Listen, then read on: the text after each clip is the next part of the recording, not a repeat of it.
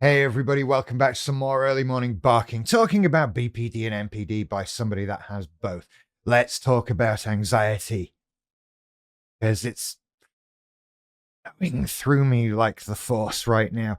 Yeah, God, can you imagine if the Force was running through me as much as this anxiety? I'd be like the head Dark Lord of the Sith right now. Anyway, yeah, so this anxiety comes, and sometimes we know where it comes from. Sometimes we can go, it's that thing is making me nervous. That thing is upsetting me. And sometimes it's just there, right? Sometimes you just got that. For me, it's just it's a little bit like I've just almost done some physical exercise. It feels like my heart rate's just up a little bit, my chest just a little bit tighter, and I want to sit there and go, just sort of breathe it out. And I'm a bit shaky and a bit trembly and all that stuff. And that's anxiety. And with BPD, it comes with circular thoughts, with the ruminating and everything like that, because we're, of course, imagining every bad scenario that could happen. Everything's got to be the worst it is, and that sort of thing. So when we get anxiety, we don't just get anxiety, we get super, uber, mega anxiety. And we sit in it, and we wallow in it, and we roll around in it like a pig in muck, and it doesn't go anywhere. It doesn't do anything. It's like a rocking chair. It gives you something to do, but it doesn't get you anywhere. And that's the anxiety. It's more than just a nervousness. It's not nervousness. Nervousness is about a thing. You know, I'm nervous to go and meet people. I'm nervous about my new work. I'm nervous that my partner's going to leave. But, you know, it's real things. Nervousness. But anxiety. This is just cruel. This is just, it's just mean. And God, I don't know how you do anything about it. I really don't, right? Because anxiety is one of those things where everyone's got a suggestion. Everyone's got a set of instructions on what you should do for it. And if you want to go and Google or look up on YouTube how to deal with anxiety, well, you're going to be fine, right? If there's stuff there that works, oh, well, it's there, right? There's all the resources in the world there. But the truth is, just like everything else with BPD, if you don't remove the reasons why it's happening, that underlying thing, never going to go. Never going to go away. And with anxiety that can be, I don't know, like about nothing, seemingly. Is it though? Just because I can't like go, well, it's that. Does that mean it's not about anything just because I don't know what it is? Because I don't think it is. I think it's actually always about something. It's just that what that thing is might be many layers deep. And so whatever this is that's causing this anxiety in me, it's many layers deep. And I've got to do some digging to get there. I don't know what I'm going to find. But unless I sort that problem out, this isn't going to go away. This is just going to keep coming back up. And even if I can link it to a particular problem, is that really how I want to live my life? Is that really how I want to be? Do I want to be anxious all the time or avoiding a particular situation or circumstance? Because life is life, and I can't control that. I can't control what other people do, how they live their lives, how that pertains to me, the world, and everything in it. I can't control that. That's nothing to do with me. I'm just worried about it.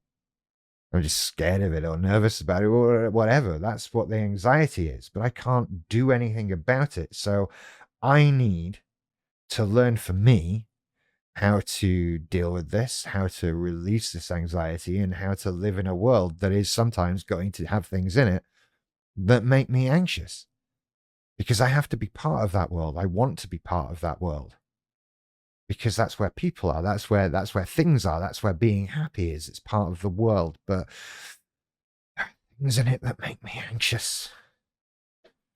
And yeah, I can't stop them being there. So I have to deal with me. Me, I can deal with. Me is, here I am. Hello. My problems are my own. So what is that underlying problem? How on earth do I get to that?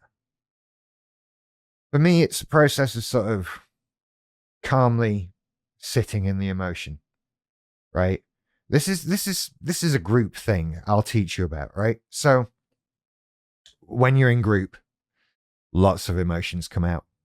Lots of emotions come out, and you will see people talk about things that are so upsetting and so bad, things that shock you, right? Because as bad as your life is, as bad as my life was, as bad as all of my problems are, you're going to sit in a room full of people and they're going to tell you their problems, and you're going to sit there and think, dear God, do I even have a right to be here? How dare I complain about my problems when you're sat there with that? And when you watch people get upset, when you watch people get this stuff out and it emotionally destroys them, right? We're dealing with trauma as a group. You have this natural instinct that kicks in. You want to hug somebody. You want to comfort them. You want to do something about the, quote, negative emotions that they're feeling. When there's someone you care about, and in a group setting, I don't know. For me, it took about 6 weeks before I was like so as genuinely invested in everybody else as I was in me. And so when one of them hurt, I hurt too, and we all hurt. And when you look at that, you get this instinct. You want to comfort them. They're there. It's not so bad. And all of that. You want to hug them. And no, you can't do that for two reasons. Showing you.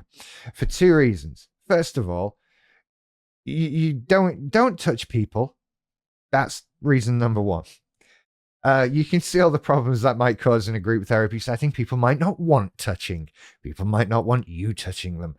Just don't touch people. There's a good rule. Second rule is actually the more important one.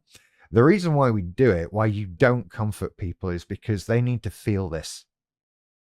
They need to feel that sadness, that trauma, that distress. They need to feel it really deep inside. Because when you can sit in it and analyze it in a safe environment and ask yourself, why am I feeling like this? Why is this affecting me? Where does this pain come from? When I'm worrying, when I'm ruminating, what am I ruminating about? All this stuff and more. Digging, getting deeper.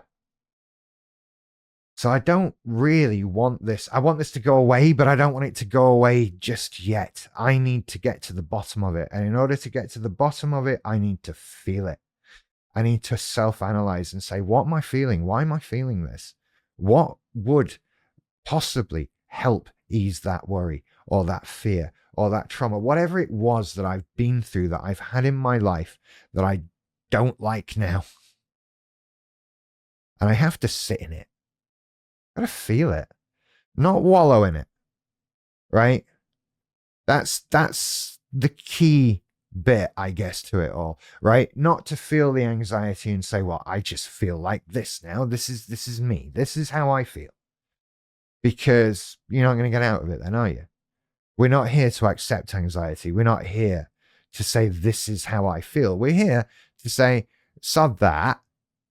I've had enough of this. I need to get to the bottom of it. And when you're sitting in it, you need to keep that in mind, because that's your flotation safety device, right?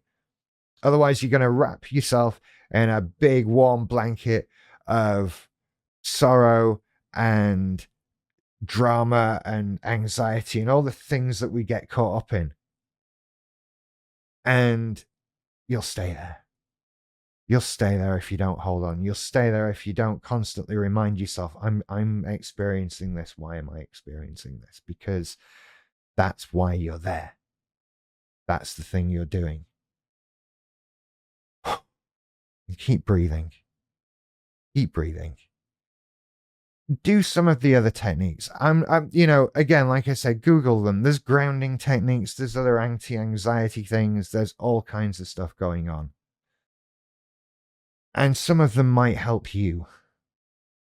Look, I say this about all treatments for all mental health things. Some of them might help you. Try them. Just because they didn't help me doesn't mean they don't work or they're rubbish or they're not for you, right? You have to try them for you. So try some grounding techniques, try some various anxiety things. I don't know. But trust me, whatever else you're doing, deal with the anxiety in the moment. Dig to the bottom of it. Sit in it and dig, because it's coming from somewhere, right? Don't just worry about wearing ear defenders. Shut down the thing that's making the noise. And then you won't need the ear defenders. There you go. Anxiety is just like a loud, annoying noise all the time. And you can block it out, but it's still there. And you can go about your life with these big ear protectors on and not hear a thing and kind of be fine, but you're not, because you're wearing ear defenders. Do you see what I mean? I hope that helps. If you found this video useful, don't forget to hit the like and subscribe button. Follow me on Patreon, support the channel. Thank you so much to everybody who's doing that. Look out for my course on living with BPD. It has 2 parts. Part 3 coming soon. I'm actually doing stuff now. Oh, and I have my ADHD assessment booked soon. So, yeah, maybe we'll be talking about BPD, MPD, and ADHD by somebody that has all 3, which doesn't flow quite as well, but maybe we'll get into that. Anyway, you take care. I'll see you later. Bye bye.